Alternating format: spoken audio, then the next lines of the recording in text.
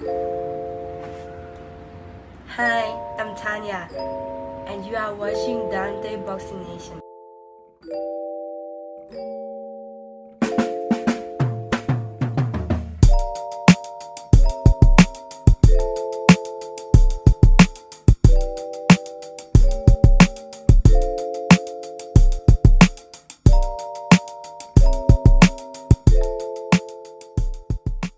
Dante's Boxing Nation, what's going on, guys? So after Guillermo Rigondeaux made history this past weekend, becoming the oldest champion at 118 pounds, he's now calling out the most dangerous fighter in his division and one of the most dangerous fighters in the world, the monster, Inoue. Pound for pound, one of the best fighters in the world. Now remember, Guillermo Rigondeaux is 39 years old. He may actually be older than that. That's what's recorded here in the States. But with Rigo calling out such a dangerous fighter like Inoue, that's equivalent to a Gennady Golovkin calling out a Demetrius Andrade or a Jamal Charlo today. And Golovkin is younger, 2 years younger than Guillermo Rigo.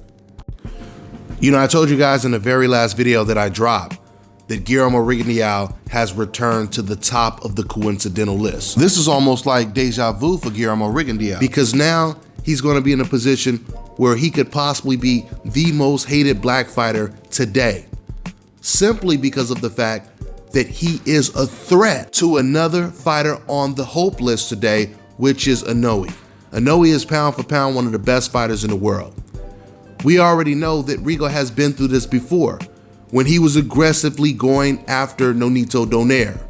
Nonito Donaire at the time was considered pound for pound number 3, the best fighter in the world.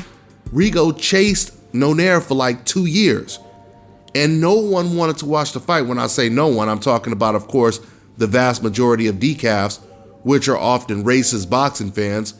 They didn't want to see the fight in fear that Rigo may possibly beat Nonito Donaire, and that is exactly what happened. So when they see this damn near 40-year-old man now calling out another pound for pound fighter on the hope list, it's taking the decafs back down memory lane, a lane that they don't want to revisit. But that's the reason why these are not real boxing fans. These are just racists that watch boxing. Because I can tell you guys right now, as a boxing fan, I don't know if Guillermo Rigo can beat Inoue. Once again, Rigo is damn near 40 years old. He's going in there against a young lion who is a true monster in the sport of boxing.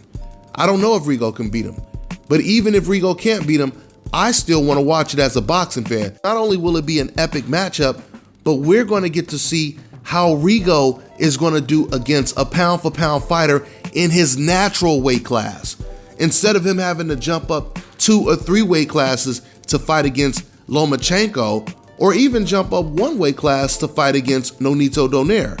See, a lot of people don't know this, but Rigo, he moved up just to fight Donaire.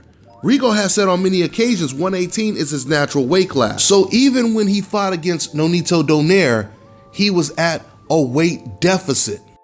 So if he can get the monster Inoue in the ring, this will be the first time he'll be fighting against a pound for pound champion at his natural weight.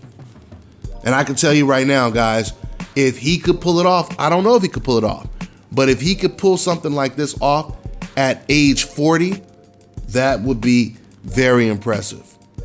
We know the fact that Guillermo Rigo, he moved all the way up 3 weight classes to fight against Lomachenko. So like I said in my very last video, the fact that the majority of people that move up in weight to fight someone usually stay at that weight. For Rigo to not only go back down, but go down to an even lower weight class, it gives you an idea of how small Rigo was when he fought against Lomachenko. So for real boxing fans, this is a fight that needs to happen. Rigo versus Inoue, that's a big fight. That is a huge fight at 118. The only question now is Inoue interested in the fight? Is Bob Arum interested in making the fight? That's what we have to find out next. But if Inoue is pushing for it, then Bob would really have no choice but to make the fight happen. But so far, this is playing out once again like the Nonito Donaire situation, because so far, Inoue or Bob Arum, they haven't even mentioned Guillermo's name.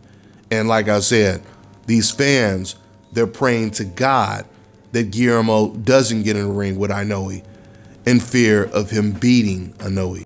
But with Inoue coming off of that great win of the tournament, the WBSS tournament, and beating Donaire in the finals, how ironic is it that's the same guy that Guillermo Rigondeaux beat years and years and years ago, but the difference is Rigo beat him when he was considered pound for pound top 3, one of the best fighters in the world, and Rigo dominated him in a more impressive fashion than Inoue did, which promotes the Rigo versus Inoue fight even more. So let's see what Inoue in Top Rank decides to do. That's all I got for now, guys. I'm on to the next one.